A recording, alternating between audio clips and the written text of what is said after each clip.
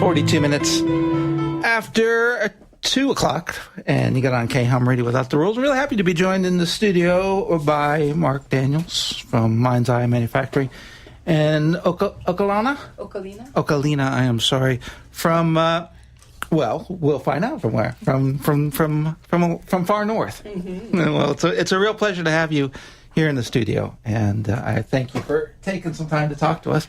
Thanks for inviting us. Yeah, I was happy. You guys are here because Marc contacted me the other day, and sent me some information about a really interesting project, and I know that it's something that you've been involved with for a while. So talk a little bit about what's going on at Mind's Eye. Okay, yeah. Let's see where I should begin.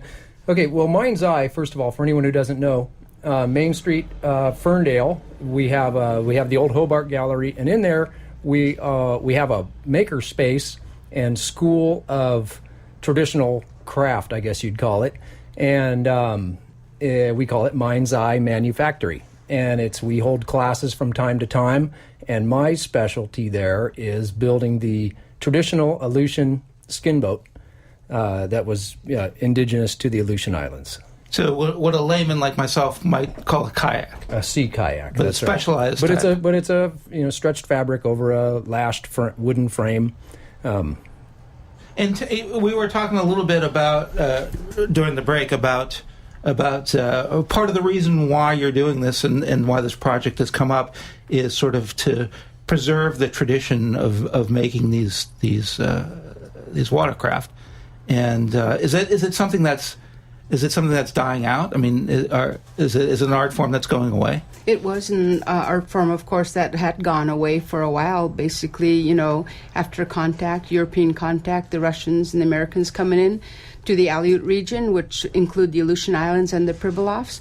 This was the main mode of travel for our Aleut people, the Unungan people, and we traveled in the skin boat, and it's the traditional name is Ikiak, but it's really neat because George Dyson, of course, wrote the book Baidarki, and incidentally, Marc Daniels' Aleut name, we've given him the name of Marky Baidarki because he has been helping us revive our almost lost art of the kayak, bringing the kayak back to the Aleut region.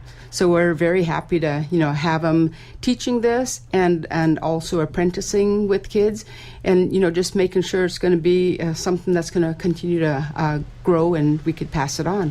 One thing that was interesting to me as I was doing just a little bit of research preparing for this is how specialized it is to the area, because obviously the Bering Sea is a pretty rough place, so you need both a stout watercraft but also something that's easy to transport, and it's built with sort of wood ribs, but trees don't grow where this is made. So where did the wood come from? Well, that's interesting. That's a really interesting point. Typically, what we do when we're in the islands, up in the Aleutian Islands, and I want to add right now, I want to make sure the listeners know that Okalena is down here with David, her husband, on a trip from the Aleutian Islands. They're on their way back right now, so it's really nice to have them here. But anyway, when we're up there doing these projects, the first thing we do is we take the group out to the shore. And like you were saying, there's no trees that grow there at all, but there's driftwood, and which is how these were originally made. And so we go out looking for the right shape of driftwood crook that has the right bend in it, so that it'll be, so it'll be strong when it's carved down into the part that it's going to be. So we start with driftwood.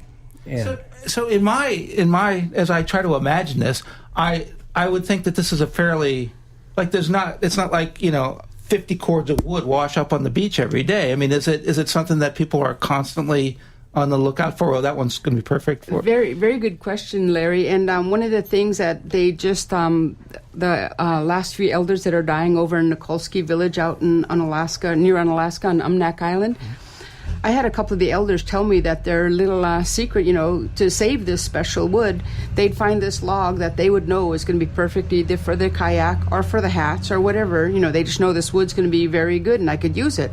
and they use every piece of the wood that's good. But when they'd go out there, they'd find this log, and then they would take just rocks off the beach and stack them up like a little pyramid.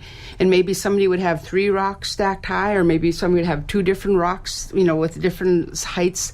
And they would know this belonged to so-and-so, this belonged to Larry, this belonged to Marc, this belonged to David, this belonged to Okalena. So it was really neat. And they still did this in the 70s over in Nikolsky Village. But we didn't do that in Unalaska. But yeah, you're right. It was very hard to find, and they would probably just stockpile which wood that seemed good. And it was an honor system that they know nobody's going to steal my log. Wow. I mean, I just learned something. and the connection with Mind's Eye Manufactory is that you have something going on called the Make Access Apprenticeship Program. And just talk a little bit about how that works. Well, what the Make Access Apprenticeship Project is about, first of all, we are a dream maker project of the Ink People Center for the Arts. So we're collaborating with their help. They've been very helpful. What the idea for the project is that, I had been going up to some of these villages. I've been going for 21 years now. I first went up there to build the first one in 1993. And after all these years, what happens is that you get a group of usually high school students working, and we're building one ikya, one kayak. And everybody's kind of they're seeing how it works, but nobody's becoming an expert. Nobody's becoming the new tradition bearer that can then teach the next group of kids that comes along.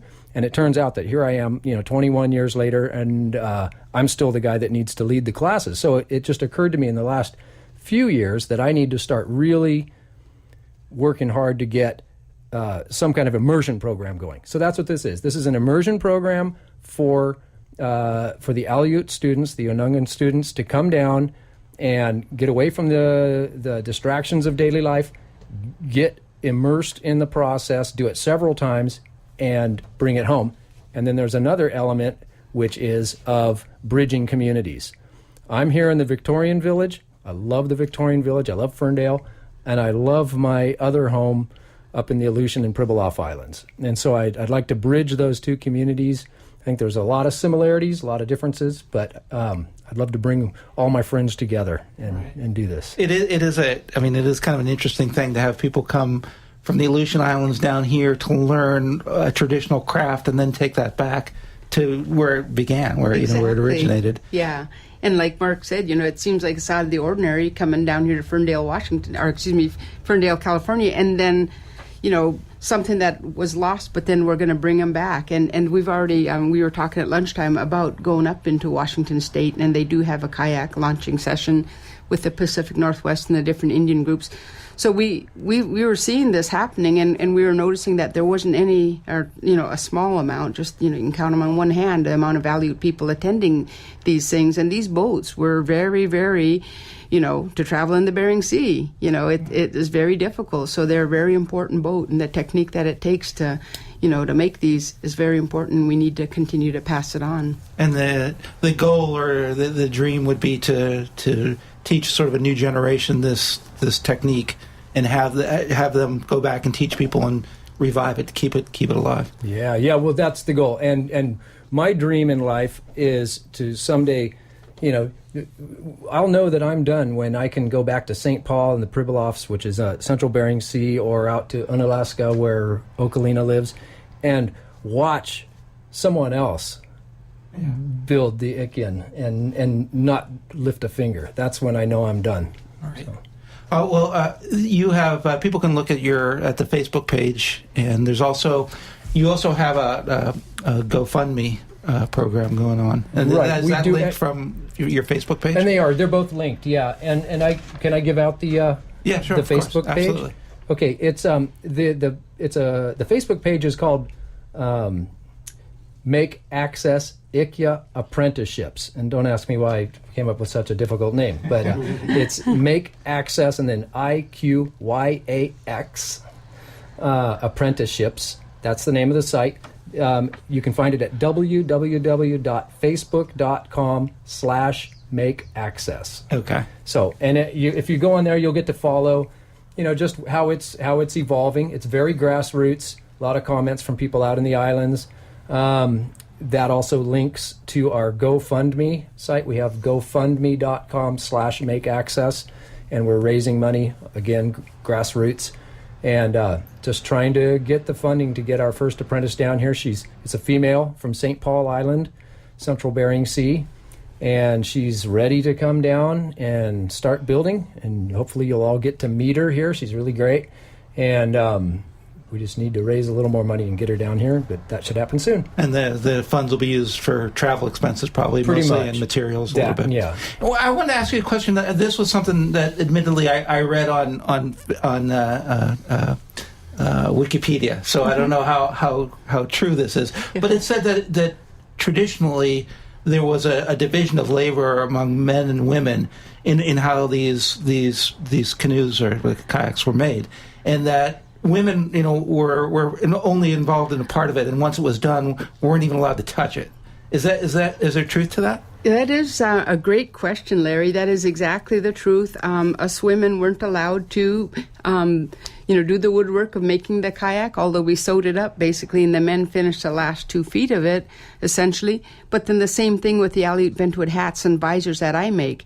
This was traditionally a man's art, and men were supposed to do it. I learned from the late Andrew Grunhold, and I followed him for 5 different sessions that he came to Unalaska and taught. And so I thought, well, he goes, before he passed on, he says, you're going to continue teaching this. And, I asked my dad, and my dad says, you're doing man's work. And, 1990s, 2000, and my dad's still saying that.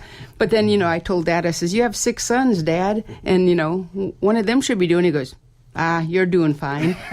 So essentially I got the blessing not only from my dad, but another elder up in St. Paul Island. He was back watching me in the wood shop, and he'd be way back there. And finally, on the 4th day, he goes, you're doing man's work. And, I says, well, and he told me he learned from Andrew Grunhold as well. Who is that? Yeah, I can't think of his name right now. Oh, okay. Andronic or something like that. Anyway, it was so funny. And I says, well, come, you should teach it. He goes, nah, I've been watching you. You could do it. You're doing okay. So, yes, it was, a man's work. When we launched the first kayaks in Unalaska, Marc was with us, and this was the first time we had 2 Aleut students, girls, and they both made the headdresses. They were involved a little bit in the kayak making, but they were a little bit younger, so they really weren't allowed in that class.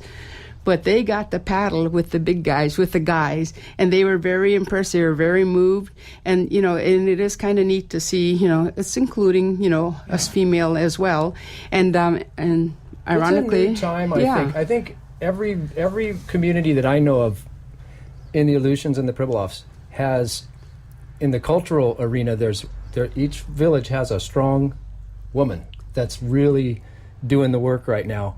Okalena is the one for Unalaska, and every village has that going on. So it's a different time. Well, I think it's especially cool that the first student under this program is female. I think that's a really awesome thing. And then his connection, Marky's connection with the Pribilofs is another girl, and her name is Okalena as well. Aquilina. Yeah. So, it just really, it's different. And, it wasn't a common thing, but nowadays it is. And, it's kind of neat. Our daughter, she's learning the bentwood hat, and she's moving really good with it. She's becoming a better painter than me, and I'm really impressed. Here's our boy. He doesn't want to do the chiseling and making it. But, and my daughter's right in there, and she was really young, probably in 2nd grade when she tried to, copy me and making the hat. So, awesome. and my daughter and son actually watched Marc when he came to Unalaska to build a kayak, when we did it at the Unalaska school. Oh, that's awesome. I like the sort of dual nature of preserving tradition and breaking from tradition at the same time. So that is really cool.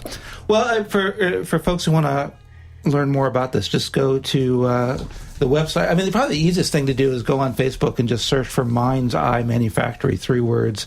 First one is Mind, ', and then I, and then Manufactory. and then there you can branch off from there. It all links together. Yep. Okay, awesome. Well, thanks very much. It was really Thank a pleasure you. meeting you. Thank you, Larry. Thanks for pleasure. Thanks for coming down, and good luck with this, and keep in touch with us. Yeah.